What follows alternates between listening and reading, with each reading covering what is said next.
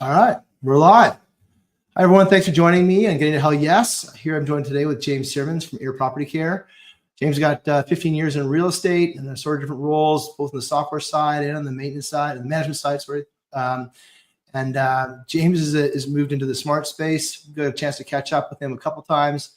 Most recently back in Austin, probably late in the middle of the fall here. Now, reminder everybody, getting to Hell Yes. The discussion we have today is about trying to find a Hell Yes buyer, and everyone's sharing everyone's experiences around what it takes to get to Hell Yes and finding those Hell Yes buyers, thinking about not only the correlation, like kind of how they fit with the solution, but also what's going on in their life, what's making them commit to change, and kind of think about that in that process. A lot of things about getting to Hell Yes, or at least selling these days, is definitely more about finding the right fit of a person, finding the right of the buyer, finding the timing around their buy, and making sure we're a good fit. So I'll pass it off to James. James, thanks for joining us today. Really appreciate your insights. Had a great conversation with you back in Austin, and a little bit about your background. How'd you end up in this role? And then ultimately, who's the LES buyer right now? Yeah, no, I appreciate you having me on today. It's been great catching up with you at UpTech and then recently in Austin. So a little bit about me. I've been involved in the real estate world since college, really. So 2005, I worked for Land Development Office, single family, and back in Florida. So I went through the first housing crash, I guess you'd say, during the housing boom, and then the crash in 2009. I went to school at University of Florida during that period of time as well. But ultimately, I moved to Dallas in 2013. And that's really where my real estate career kind of evolved. I started in working for a wholesale group, working in investor relations. So I was working with a lot of different investors in the DFW area. I was going to a lot of different properties, projects, looking at different, what are we going to do with this? Are we going to flip the contract? Are we going to renovate it? And we're going to, what's the exit strategy at the end of the day? Because at the end of the day, it all comes down to the numbers and how this all works out.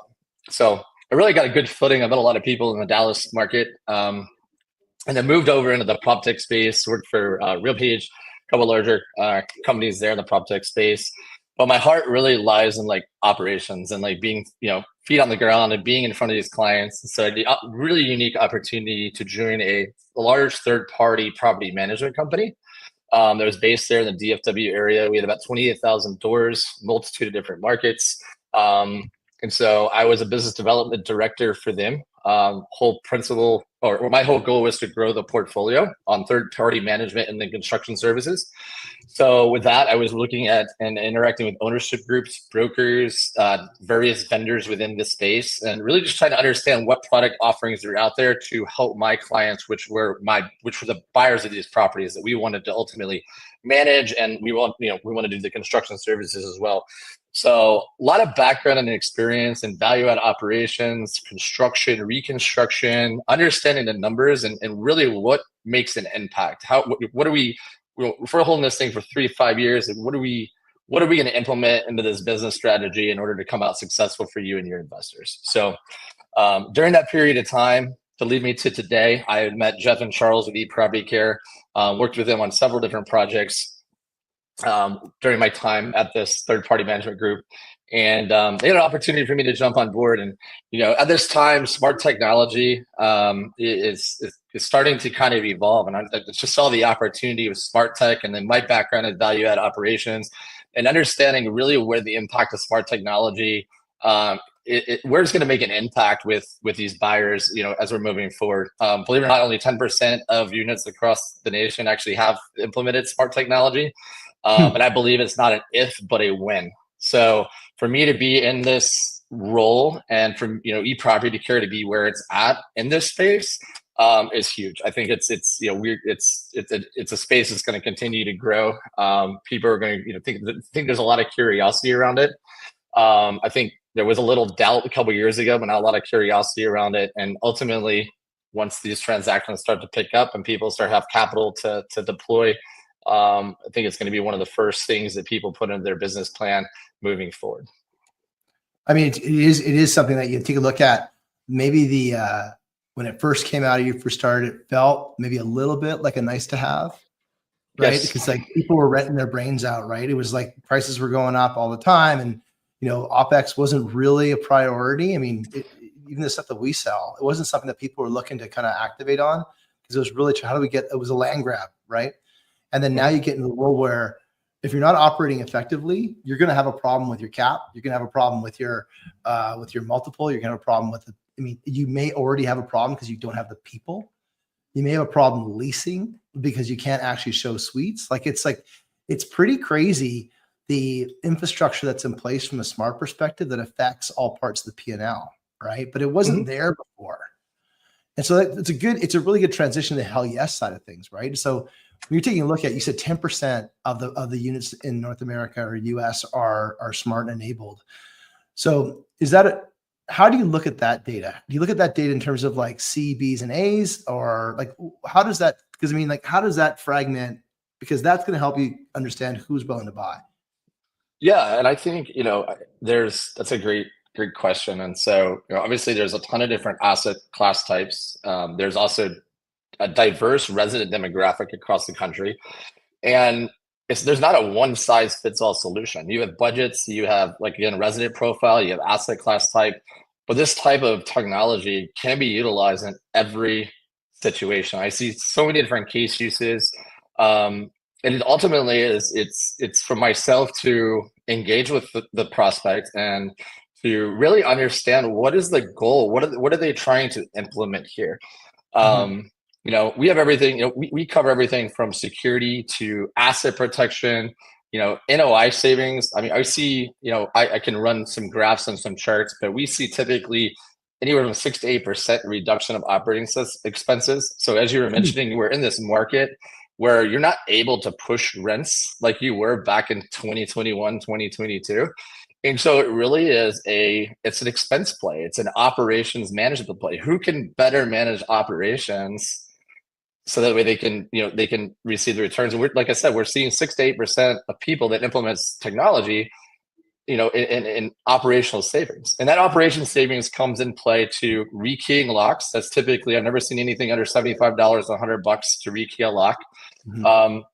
Specifically our smart thermostats and water leak sensors have data analytics for deferred maintenance and being able to better predict when my HVAC system is going out, and be able to better budget month over to month in terms of where am I going to potentially have a problem, right? I can be more proactive, which then turns into better resident experience, because there's nothing like having your AC go out in the middle of Texas heat on a Friday afternoon and saying, hey, we can't come out till Monday.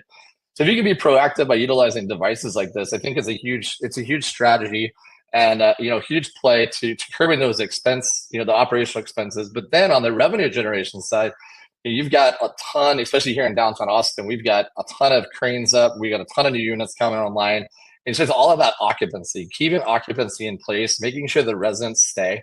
And what better way to keep up with the Joneses or keeping up with the new construction than implementing proper access control? And I'll talk more about proper access control and smart tech for your residents. It's super easy to implement. It's low. It's low intrusive. We can get in and out of a unit in 30 minutes without bothering the resident. And we can get through a 200 unit project in 2 weeks. Immediately once that's implemented, you're seeing a return. You're seeing NOI improvements immediately once it's implemented. I don't know another amenity that you can implement for the price that can provide you a better return than what this can do for you. And so when you're talking about given that operators or PMCs run the P&L, right? But then you've got owners that own the asset. Who's your buyer between those two, or who's a better buyer between those two? It's both, really. So when you're talking, I talk to a lot of owners. Obviously they're the ones writing the checks. There's a lot of influence from the operations side. We obviously want to make operations better. Obviously this is a very high turnover career, and so we see a lot of people coming through the doors. So how do we make things easier? How do we make easier on the on-site staff? But then in turn, when you're looking at the P&L, implementing devices like this can put a drastic reduction on your payroll costs, can put people in other places that, they're not doing mundane tasks. They're actually doing tasks on the property that are actually going to lead to either a cleaner property, better property, which leads to better resident retention, happier residents equal more revenue. So, owners are obviously looking at the returns, and so, you know, it's for me when I'm talking to the owners, it's about what's that cost and what's that cost impact from an NOI standpoint, right? You're going to spend $700 a door, but this is what your return is going to be based off of data points that I can correlate that to. When you're talking and you're trying to influence the on-site staff, it's a reduction in time. It's building a better life, a work-life balance for you, right? It's making your job easier. It's implementing better processes. Mm-hmm. So they're very equally important. In a lot of ways, similar conversation, but I think there's different lever points for owners versus the on-site staff. The on-site staff. So when you take a look at that, so then that's a good question. That's a good segue to like, you take a look at the problem that you solve, right? You're solving a different problem for each, even though they're kind of like veiled under NOI. But like, given the priorities of a PMC versus the the number one priority of the PMC, right? It was the number one priority of the owner. The owner seems pretty straightforward to explain to NOI, right? But it's kind of like they may not have the influence to execute. Some cases they do, but like on the PMC or operator side of things, how do you align with what's their priority that you're solving, or even better yet, what's the problem that they have that they're saying, I need to change. I need to make this recommendation to our ownership group. I'm going to take a risk. Even better said, I'm an operator. I've got this problem, whatever the problem is, and I'm going to go take a risk and recommend this to our ownership group. So what does that feel like? Who are you talking to?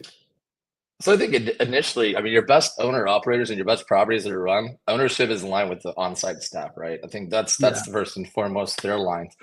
But to give if I'm talking to the property management company to then influence putting it into the budget and influence it, you could quantify a lot of things. I do a lot of quantification on hours and time. If we're looking at the P&L, we're looking at the budget. Like, what is your monthly operational spend on HVAC? Like, what are your rekeying costs? What are your, our product has built-in self-guided touring capabilities. It's gratis within the platform. It's no extra cost, right? So do some of these features and functionalities, will they help allocate resources and centralize some of those processes for you guys so you can provide a better resident experience? So maybe you're a property manager and you're covering 4 properties or 3 properties, right? Within a short period, short area of this city or whatever, can I make your job easier and more efficient? Absolutely. I can do that. Through our platform, I can do that. You can centralize right here, right now, look at your entire portfolio. I can change all my settings. I can unlock doors. I can have those enterprise access controls to be able to send codes to I have a painter going to unit 310 at a property that's 2 miles away. Instead of me having to get in, drive, and go down there, I can let the guy in, or I can assign a code to that particular vendor, and they can have access without me having to drop what I'm doing to go over there and take care of it. So there's a multitude of different things, that we can cover. But do you ever find a situation where there's the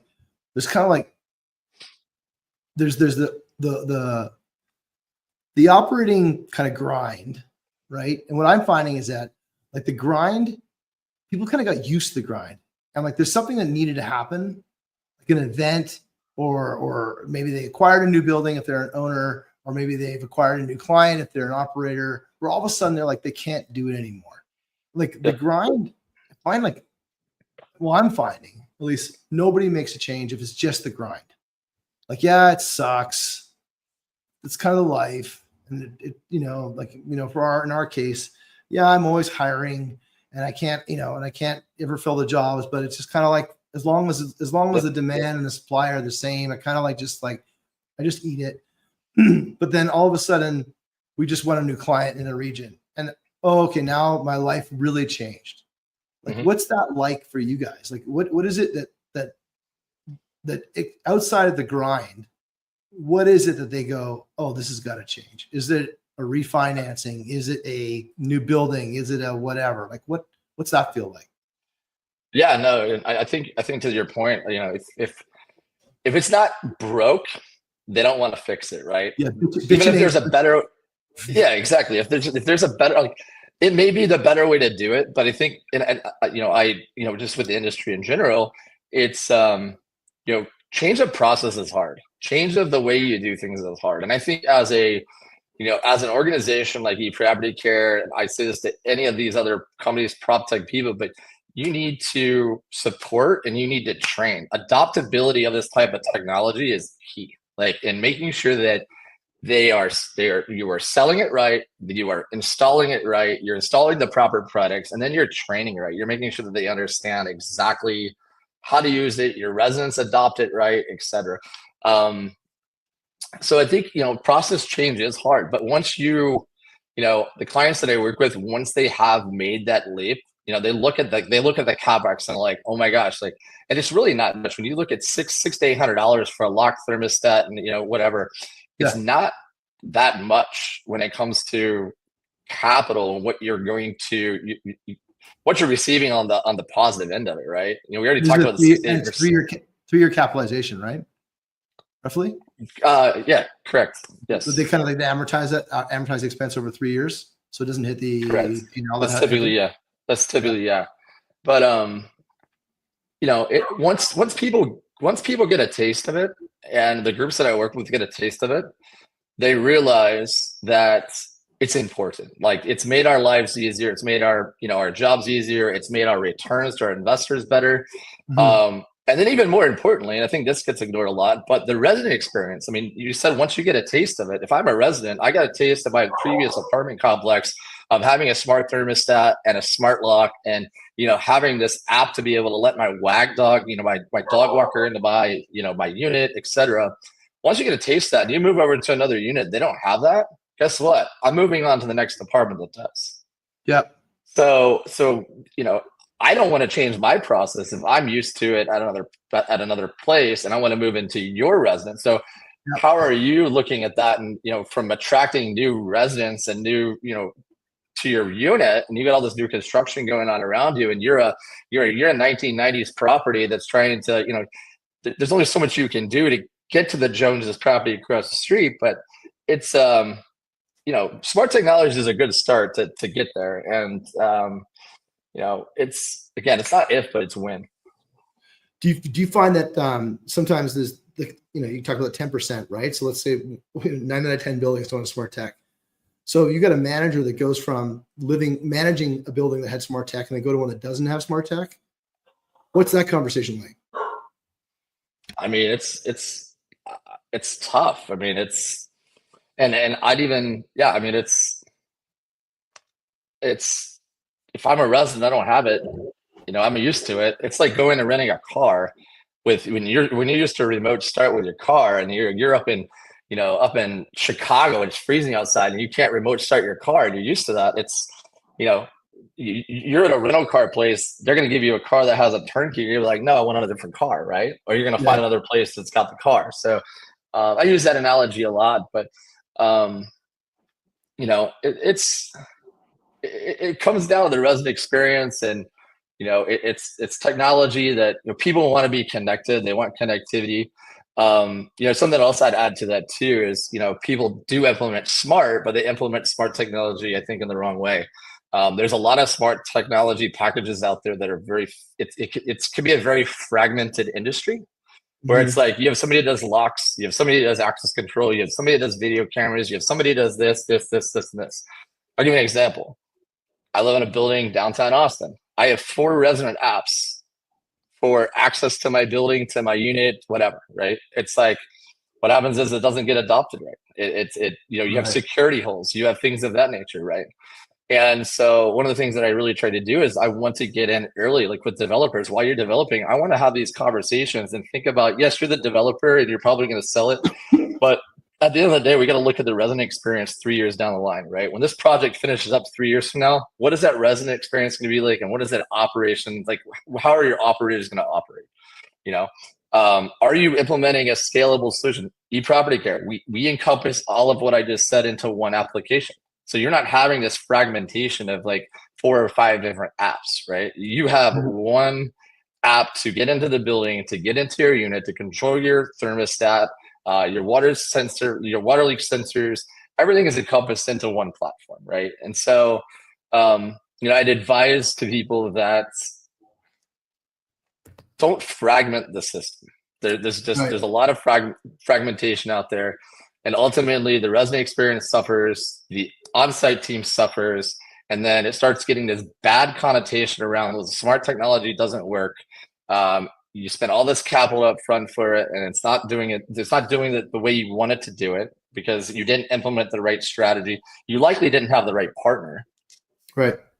So, making sure you have the right partner that can train and can make sure that everything is continuously up and running on a continual basis is important too. But, avoid fragmentation, avoid piecing this together. Pick something that is going to allow you to scale it up over a period of time.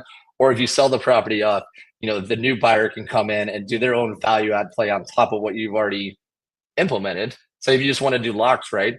But in something that now, if somebody wants to do smart thermostats, they can add the smart thermostats up on top of the locks, and then you give them a roadmap. Give them a roadmap. Here's what you're gonna do in order. Do you find that we talk about roadmaps all the time when it comes to technology build out, right? We talked about you hold 3 to 5 years. Let's do a year 1, year 2, year 3, and let's look at what that looks like with scale. We don't need to do it all in one sitting. Totally. Do you find that when you take a look at you talked about the topic of new builds versus kind of retros? So you kind of take the market and you kind of go, okay, so we've got your owners, your owners, your operators, your owner operators.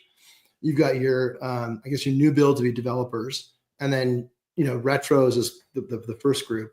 Like, who would you rather sell to? Like, if you had to go pick one meeting at a whatever, what meeting are you going to take? Would you retrofit all day? Retrofit really? All day. Yeah, nice. I say that because it's a faster sales cycle. Okay. No, that's the question. Right? That's hell yeah. So why the hell yes for developers? So I work with developers all day long, but it's a longer process. Usually you have to get in. You have to get in during the drawings, during the specs. They're not even going vertical yet. So you're having these conversations like, okay, well, we're building out in 2026. Okay. Well, I'm a sales guy. Like, I'm not making anything off of 2026 build. Yes, the relationship is there, and I want to formulate this because eventually you get a pipeline going with development work that is going to then streamline you down the road. But the retrofits all day long.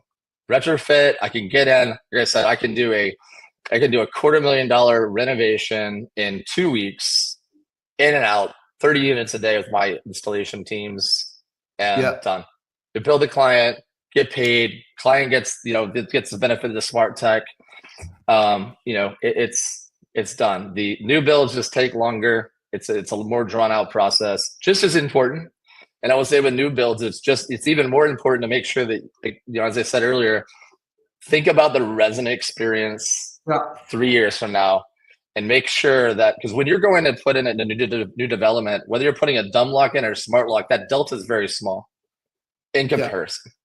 So why not go in and put a smart lock in over a dumb lock at the inception of the project, rather than wait 3 years and then somebody else goes in and has to put in that type package, right? You're basically throwing out the money you spent on the first lock. And then making sure that you've got a platform that it all can sit on and it can all work together.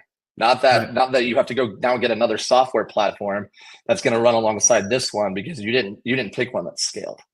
So you find like it sounds like on the new builds you do get a blank slate. Retros you don't. Faster sale. So then it sounds like they're different sales, right? Like on the retro, on the new build, you're kind of designing, you're influencing. It's a couple years out. Who knows what the world's gonna look like then? And a retro, it's like this quarter. Here's a change, and then I imagine on the retro side of things, you also get better cost benefit analytics because you know what the current state costs. Absolutely. No, that's half of my discussions, right? Through data and being able to look at. Absolutely. I can guarantee you, you were running, if you don't have the smart tech on there, you were running the property. You're running the property less efficiently than you would be if you had it. Right. And so, when you want to talk about percentage points, it's like, how do you move the needle? How do you move the NOI needle? Yeah. It's like, can you get better? So then that prompts a question, right? It's like around before they put, let's say it's like 7%. I think you said 7%, right? Yeah, usually give or take 7%. So 7%. So what makes them want to get that 7%? What makes them pursue that? Commit to change? if you take the approach that every single time you recommend to buy a vendor, you're taking a risk. And so it's got to be a bit of a return on that risk, or at least certainty around that result. So what makes them say, okay, today is the day that I'm going to try and get that 7%? I mean, I think it's if you're not, I mean, we all know the NOI equation. If you can't move it one way, you got to move it another. Right. And so when you got LPs saying, "Hey, where are my returns? Where are my numbers? Where are my things?" I mean, if I were owning the property, I'm looking at that sheet and saying, "Where can I improve this? Right? What do I not have on the property today that can make this better?" You know what? I saw James's like LinkedIn posts and like he like putting out these graphs and charts, and I don't know if this is going to work, but let me pick up the phone and have a conversation with him because I've got to get better, right? I've got LPs screaming down my throat. I got family offices saying, "Hey, where are my returns?" You know, I've got operations staff that are like just churning out the door because it's just such a tough property to manage. I'm like, what can I do here? And then like, you know, I see James's post like, "Hey, let me pick up the phone and call him. Let me see if this is something that we can put together." And you know, we get one property done. They see that improvement, and we're on the next one, and the next one, and the next one, and the next one. Gotcha.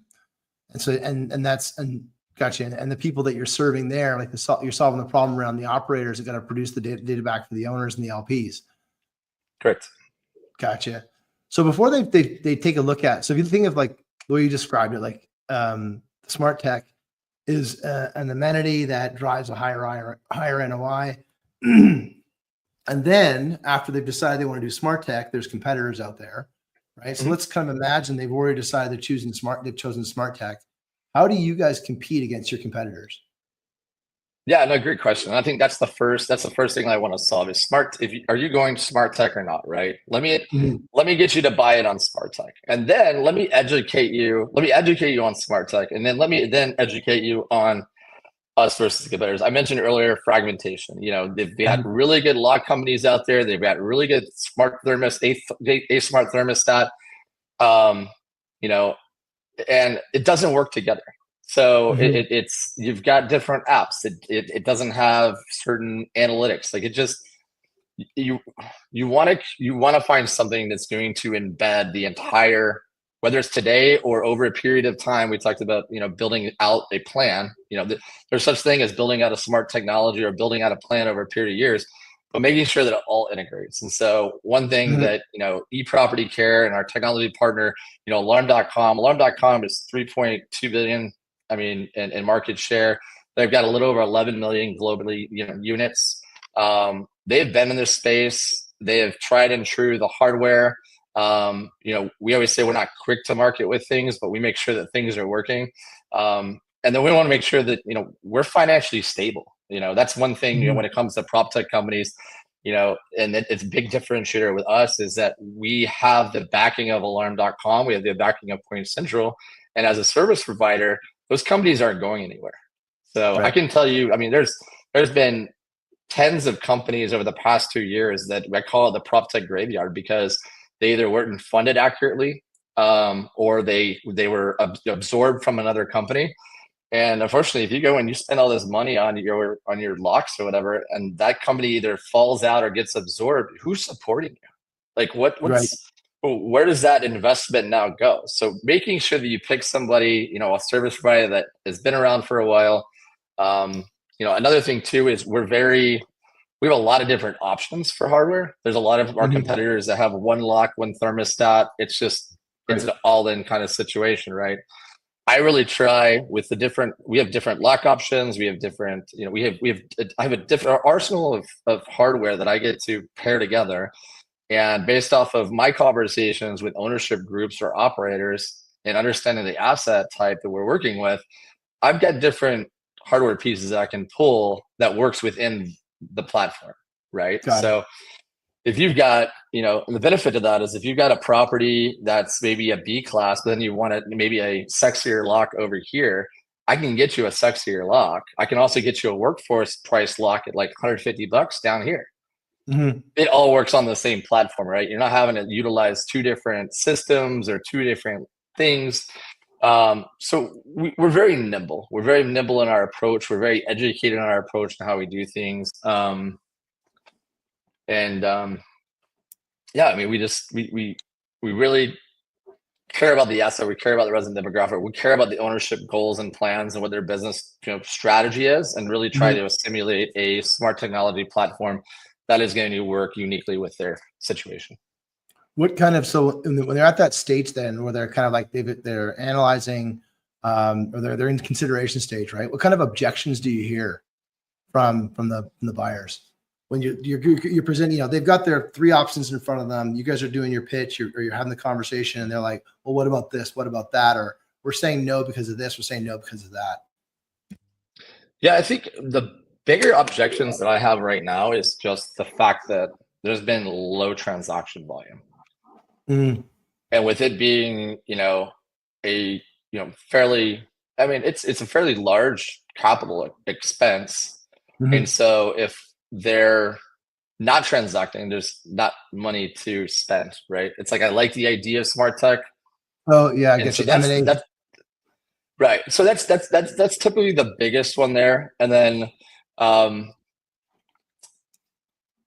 it's also, it's not in the budget. Right. So dig in. So like the M&A is like, someone's doing the M&A because they want to do a value add. And the first value add they want to do is smart tech. So there's a good, like, hell yes buyer is the post M&A buyer, right? Post M&A operator, owner operator, there's existing residents. Here's what we're going to do. We're going to upgrade right now. And then now we're just going to kind of like work on the rental upgrade, the rent revenue upgrade down the road. That's how we're going to evaluate a value add first. And then the budget conversation, they're not, I'm playing back what I'm hearing here. The budget conversation, they're not in a value add kind of like motion. So they're grinding it out. Right. Got it. They're grinding it out, but it's also, it kind of goes to the conversation is, how do I influence during budget season? How do I influence, if you're going to spend, let's just say you have a $1.5 million budget for the upcoming, season, right? For the upcoming year, I've got a $1.5 million budget. I'm trying to get in there and I guess lobby, I don't know if that's the right word to use, but lobby for $200,000 out of that 1.5 to go to smart tech, right? Like that's, and so I do that by developing the relationship and, staying with it, but really talking through their pain points. Is it really important to upgrade a dog park over, implementing, I know there's two different pricing variables there, but there's some amenities that people go put on. There's some projects that get done around properties that, in my opinion, don't have as big of an impact as say the smart technology. So if I can get a better understanding to what projects they're looking to do, and then obviously my background and experience and doing some of this, I can have, we can have an educated conversation and try to break this budget up and see where I can, I can fit in $200,000 so we can upgrade the, the locks and implement a smart tech package. When you're kind of looking at units, like what do you use to figure out who might be a good hunch? Like, do you use like ALN, CoStar? Like, what are you using to figure out who might be ready for an upgrade? Yeah, no, great question.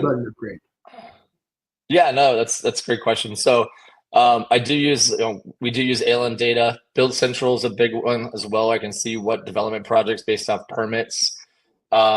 We just started doing a thing. We just got a thing called Thesis Driven.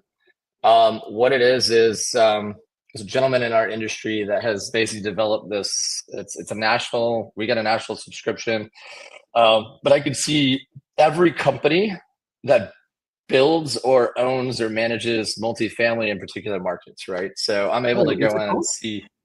It's called Thesis Driven. Thesis Driven, okay. Yeah, I could get you the exact. I think it's called Thesis Driven. We just literally started it with it about 2 weeks ago. But I'm able to download all the projects that particular group. So if there's a particular group that I'm looking to, let's take Highway for instance, right? So I want to know where they operate, so I can actually see where they operate at, right? And then from there, you can use the other tools, Zoom Info or Apollo to figure out who are the decision makers, and then being able to put emails or figure out what trade shows they're going to, and really start to formulate that relationship, right? You're gonna start cultivating that relationship. But yes, we use ALN data, Build Central, and then the Thesis Driven, which is brand new. So I'll have to get you an update in a couple weeks, let you know how I kind Yeah. of like it. I do like the way it's set out, and it's obviously it's also it's a natural subscription. It's about a fraction of the price as ALN data. So Yeah. I think ALN data is great and does other things. I think in our particular, what we're looking for, thesis driven, we're looking for very high level metrics, not necessarily Yeah. some of the smaller data pieces that some of these other groups can provide, which they do a very good job of. But yeah, I'll have to follow up in a couple of weeks, let you know how the Well, I'll take a thesis look driven at it is because going. one of the Yeah. things we're trying to figure out that list, right? Like we're trying to figure out, okay, how many units under management, what's the kind of ownership operator type, relationship, Hmm. where are they, right? It'd be helpful to know what the rental, it'd be helpful to take that and then know also like what's the rent, what's the rent increase, decrease of that market? What's the occupancy increase, decrease of that market? So I can get a sense of, okay, what kind of pain are they maybe kind of living with right now that they might want to consider from a maintenance or operations perspective. So they can kind of have a conversation that's relevant to them. Because like one thing that we probably wasted a lot of time on is talking to folks that are just grinding it out. Like they're just like they're kind of willing to take the losses. Like the losses aren't so severe that they've got to do something about it. They're just kind of like year to year kind of losses, or maybe I've got a bigger problem I got to deal with that I'm not going to change on the operations side. So that's kind of like one of the things that we've been kind of like looking to understand a bit further is that, what is the causation around change and commitment for a new solution? Like it might be,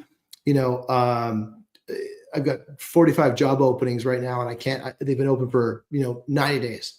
And then now we got a new client and I still can't staff them. Right. And the word in the street is that no one wants to work for us. Like, well, that's a good conversation. Cause like that means they've got something externally kind of came upon them, like an M&A as an example, like you brought up, and then they're forced to do some change. Right. That's kind of like what we're kind of drifting on. So I'll take a look at that thesis driven because so far, like the ones I've looked at, they've been too much just like a blah of data. And I need to know like kind of when something happens, not what they look like. Yeah. It's been a good, like in my, the past week or so that I've been in it, it's a really good, I think, combination of like Build Central and ALM data. Like it's like if they were to like merge and have a baby, right? And then it's just the UI on it is just like very, to your point, it's not just data all over the place. It's like a story. Like it like you click on that particular group or that even that market segment, like, or even asset class or asset type class, right? I can sit there and look at hospitality or look at MDU or student housing. And it's going to filter all this information out for me in whatever market that I want. And it's going to give it all.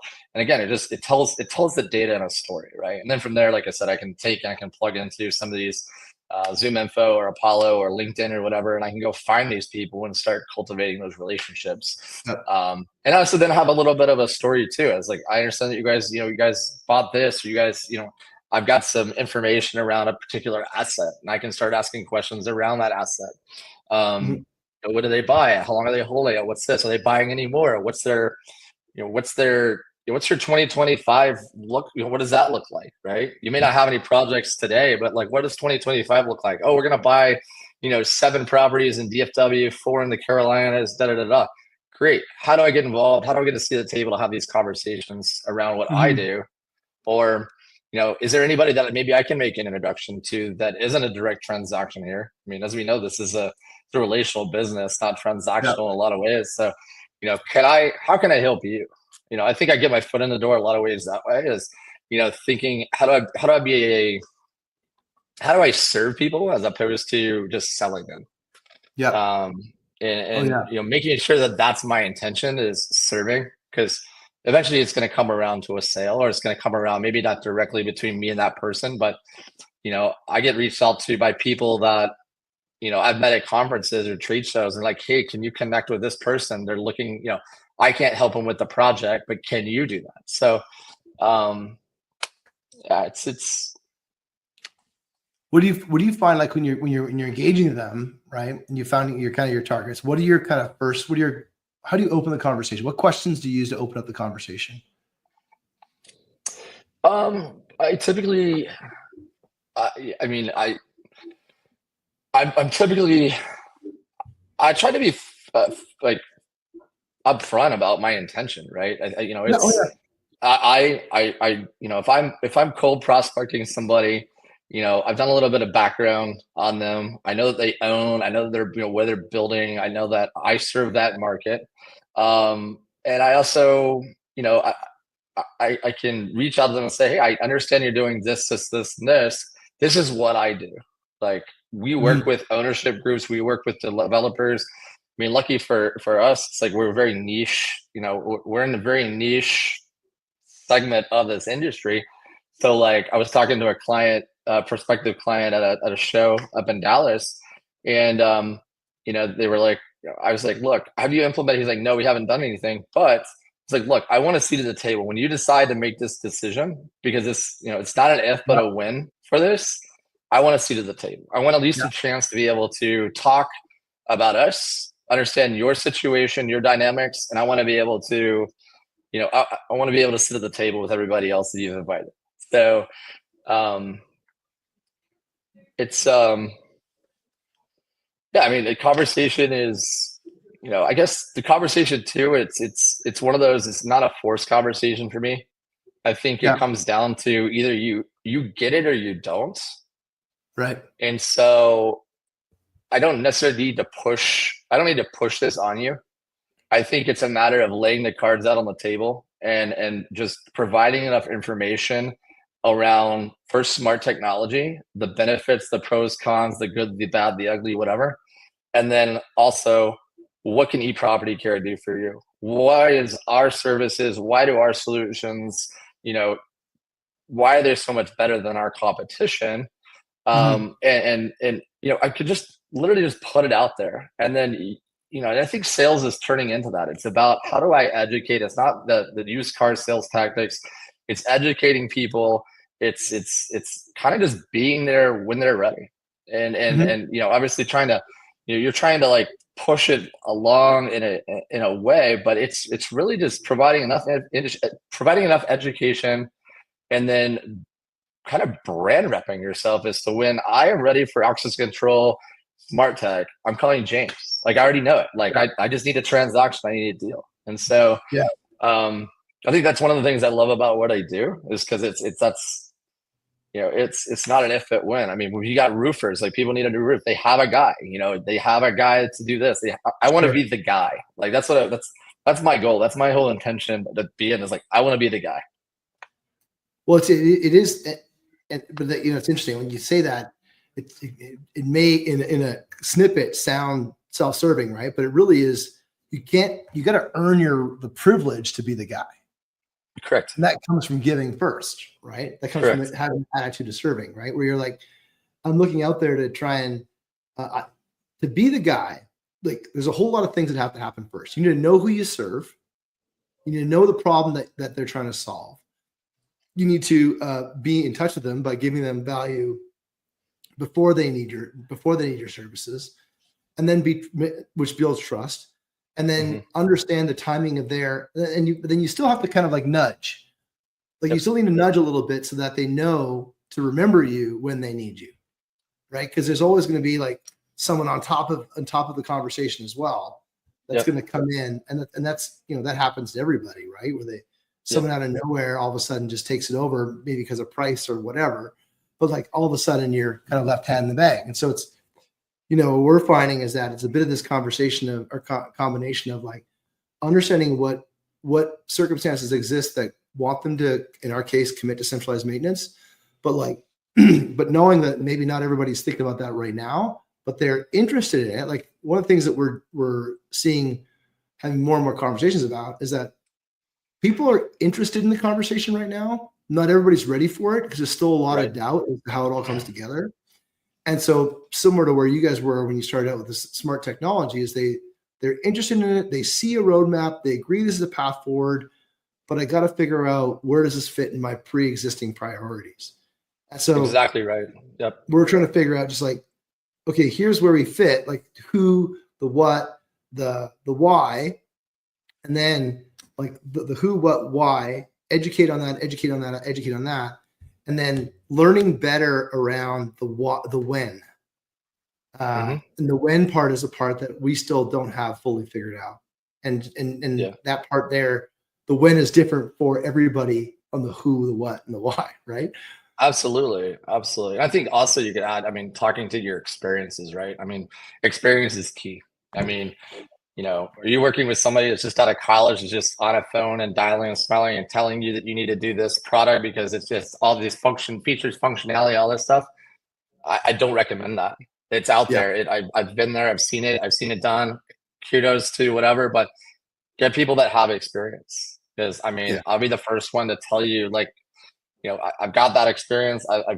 I've been in the trenches. I've looked at a multitude of deals. Like, let's, having that experience on your side. And I've deterred people from certain things too. Like, they come to me and say, hey, we really want to use your product. Look, you're not a good fit, and this is why. Like, this isn't the direction that I would Mhm. go for you. Like, this is what I would do. You always feel a And little I bit better think when you that, do that. You feel better when you give someone advice that's not you. Like it doesn't feel good on the P&L, but it feels good because you stood by your conviction and your integrity. yeah, I was in a previous role several years ago, and that was one of the things, we were selling a bunch of different prop tech services and products and everything. And, just my experience, like, we were talking to like 100-unit properties, like ownership groups, and trying to sell a revenue management platform. I'm like, this doesn't make sense. Like, Mhm. there's Right. there's a better. I hate to send you to my competitor, but like, yes, we're a great product for certain, but we don't fit your area, right?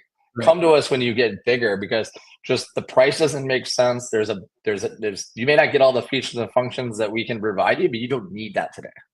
Yeah. Gotcha. So, I think that builds trust, it builds reputation. They look and say, hey, I really appreciate 3 years ago when you told me not to buy from you, but I think we're ready now. Yeah. We're here at this point in this stage, so I'm coming back to you. And to me, that's a lot better than trying to, force somebody's hand when they're not ready. Um, Yeah. Yeah. For sure. Because it's ultimately it doesn't work. It just doesn't work out. It doesn't work out in the long run at all. yeah. So when you're looking at when people are coming into this industry, what's the one piece of advice you tell them, share with them from your experience when they're trying to find hell yes, Trying to find what?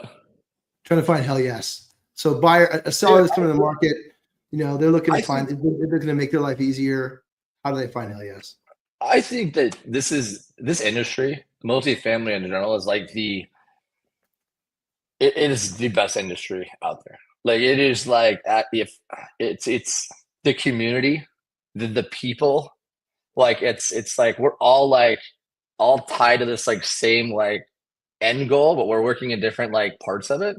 So Mhm. like, just the camaraderie and the community and multifamily and whether you're on-site staff, whether you're going on the vendor side, whether you're prop tech, whether you're whether you're going into brokering, like, it's just such a wonderful, like, just it's very rewarding too. I mean, it's very lucrative. You can make good money if you're good at what you do. Uh, but the people, the community, just it's I have work colleagues that are outside. It's like I go to lunch with we got to get coffee, right? We don't work directly in the same. We're not like in the same office, work for the same company, but we're aligned. And so it's fun to work with like really bright people that we're kind of on the same trajectory, but we're all doing different things, and Yeah. building that camaraderie, building the community, seeing people at the different events throughout the year, and getting to catch up. And it's just such a really, so I would say people that are looking at a career path, you know, look at multifamily, look at getting either on site, look at, getting into one of these, bigger prop tech companies, but ultimately understand the business, like Mhm. understand the numbers, understand like what drives the decision to buy your product or service, not just that it has cool, flashy features, functionality, and all that stuff. Mhm. Owners could care less about that. Yes, if it makes their job easier, and then it reduces, operational spend, and then therefore their numbers are reduced, and then, their NOI increases, the property value. That's what they care about. So really understand the numbers, understand, get into these small groups, go to small group real estate meetups in your local community. Yep. Go talk to people that are in the industry. Call a broker up. Call myself. If you're in Austin, come down here and like say, hey, let's go get lunch or whatever. Like, just sit down with people and have conversations. Learn the business. If you're new in prop tech or you're new in the multifamily space or just sales, like, call people that, you think that are, in a better, I guess, a better role or elevators, has experienced this, and just sit down and have a conversation with them. All right. Most people will commit to the community, Yeah. learn about why they want to do change, right? And then kind of rinse, repeat. Just keep doing that. Keep learning, keep listening. That's awesome. Absolutely. Yeah. Who should we talk to next? Man, let me get back to you on that one. I got a couple that I think would be good. Room it up. Right on. And we can circle back on that one. Cool. All right. How can people get a hold of you? Yes. So I'm on LinkedIn, James Sirman's LinkedIn. And then my email address is james@epropertycare.com, and a website, epropertycare.com, which will give you a little bit of a rundown of our products or services. We're national, so we operate and install nationally. But and then I'm happy to reach out and connect with you guys and see where I can help you. Right on. Thanks very much. Really appreciate it. Thanks everyone for listening. James, thank you so much for all your insights and sharing your experience. It's to your comment earlier, it's outstanding to kind of reach out to the community and hear how everyone's trying to kind of activate this change. For everyone listening on the live event, have a happy holidays coming up here. Podcast we published out in probably about a week here. So follow us on Apple's or Spotify. Look for our LinkedIn events kicking off in the new year. And there's lots to catch up on. Some great stories we've been sharing over the last few months. So definitely check out the podcast and everything else is out there. James, thank you so much for your time today. Thanks for the insights. Looking forward to it. Have a great holiday, and we'll catch up in the new year. Take care. Thanks, guys. Thanks again.